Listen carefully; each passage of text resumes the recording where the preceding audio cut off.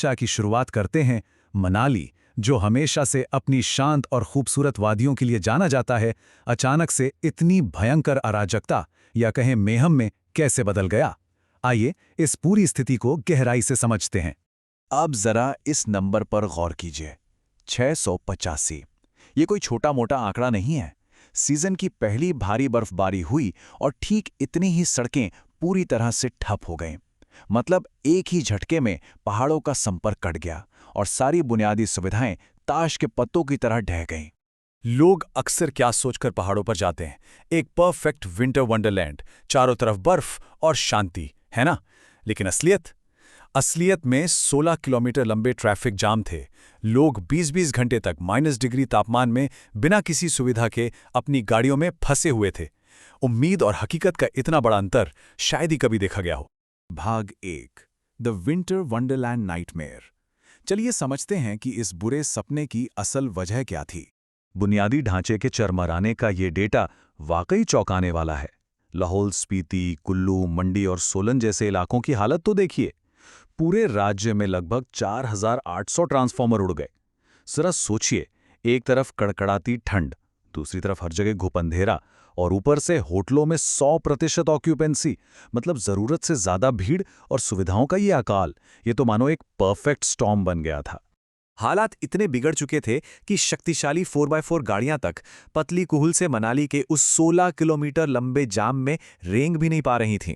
तो फिर लोगों ने क्या किया? थके हारे यात्रियों को अपनी लग्जरी वॉल्वो बसें वहीं बीच सड़क पर छोड़नी पड़ीं।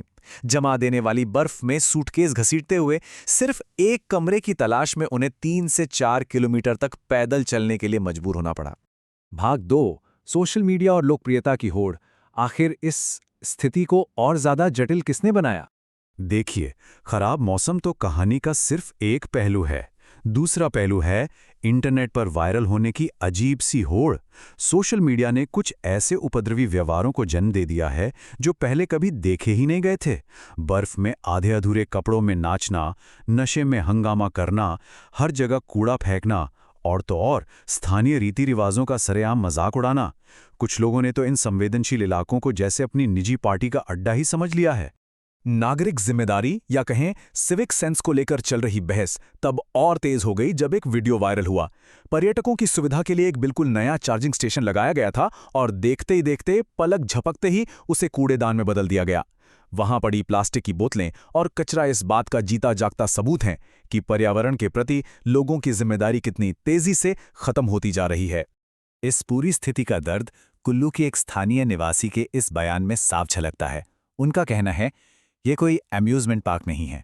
लोग यहाँ रहते हैं, काम करते हैं और अपनी परंपराओं का पालन करते हैं। बर्फ से ढके पहाड़ स्टंट या दिखावे की जगह नहीं है। ये बात बिल्कुल सच है। ये न सिर्फ स्थानीय लोगों का अपमान है, बल्कि कड़ाके की ठंड में ऐसे स्टंट्स हाइपोथर्मिया जैसे जानलेवा खतरे भी पैदा करते हैं। भाग 3, उपद्रवी व्यवहार और बढ़ता तनाव। अब बात सिर्फ झुंझुलाहट तक नहीं रुकी। जल्द ही इस गैर जिम्मेदाराना रवैये ने पहाड़ी सड़कों पर असली खतरे का रूप ले लिया। शुरुआत हुई सड़क के बीचों बीच ओवरटेक करने और छोटी मोटी बहस से। फिर मामला इतना बिगड़ गया कि दिन दहाड़े तलवारें तक निकल आईं। और इसका सबसे दुखद अंजाम क्या हुआ?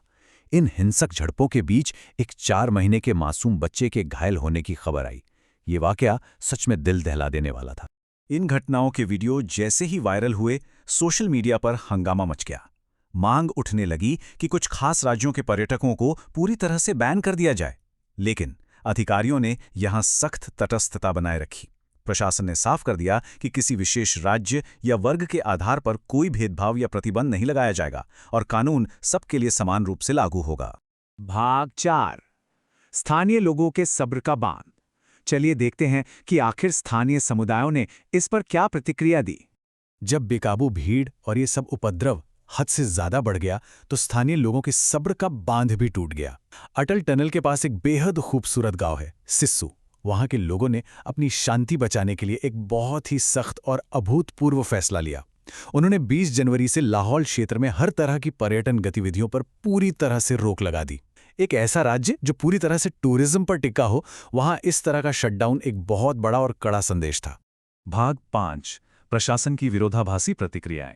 जहां एक तरफ स्थानीय लोग खुद कड़े कदम उठा रहे थे, वहीं प्रशासन के भीतर एक बड़ा टकराव देखने को मिला। पुलिस ने एंट्री पॉइंट्स पर हथियारों, नशे और संदिग्धों को पकड़ने के लिए सख्त रैंडम चेकिंग शुरू कर दी। लेकिन मुख्यमंत्री का आदेश इसके बिल्कुल उलट था। उनका कहना था, अतिथि देवो भव। उनका साफ निर्देश था कि अगर कोई पर्यटक नशे में धुत भी है तो उसे लॉकअप में न डाला जाए, बल्कि सुरक्षित उसके होटल तक पहुंचाया जाए। प्रशासन का ये अतिथि सत्कार सिर्फ यही नहीं रुका। विंटर कार्निवल की भारी भीड़ को देखते हुए राज्य सरकार ने रेस्टोरेंट वालों को 2 जनवरी तक 24 घंटे दुकानें खोलने की इजाज़त दे दी। मकसद ये था कि कोई भी मेहमान भूखा ना सोए। ये कदम साफ दिखाता है कि पर्यटन को लेकर सरकार का नज़रिया कितना लचीला और सकारात्मक था, भले ही ज़मीनी हालात कुछ और कहानी कह रहे थे। भाग 6, पहाड़ी पर्यटन का भविष्य। तो अब सवाल ये है कि आगे क्या? इस बात पर अधिकारी और स्थानीय लोग दोनों सहमत हैं कि इस संकट का कोई एक आसान हल नहीं है। इसके लिए एक मिलाजुला प्रयास करना होगा। बेहतर और सख्त यात्रा नियम लागू करने होंगे। पर्यटकों को संवेदनशील बनाने के लिए जागरूकता कार्यक्रम चलाने होंगे। नियम तोड़ने वालों पर भारी जुर्माना लगाना होगा।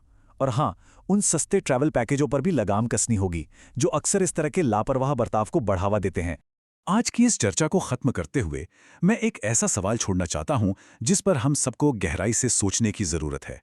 जब हम इन बर्फीले स्वर्गों की तरफ भागते हैं तो क्या हम अनजाने में उसी प्राकृतिक सुंदरता को तबाह तो नहीं कर रहे हैं जिसे देखने हम इतनी दूर से आते हैं? क्या सोशल मीडिया पर एक परफेक्ट पोस्ट डालने की कीमत इन खूबसूरत वादियों की बर्बादी हो सकती है? इस सवाल का जवाब ही तय करेगा कि हमारे पहाड़ी पर्यटन का भविष्य कैसा होगा।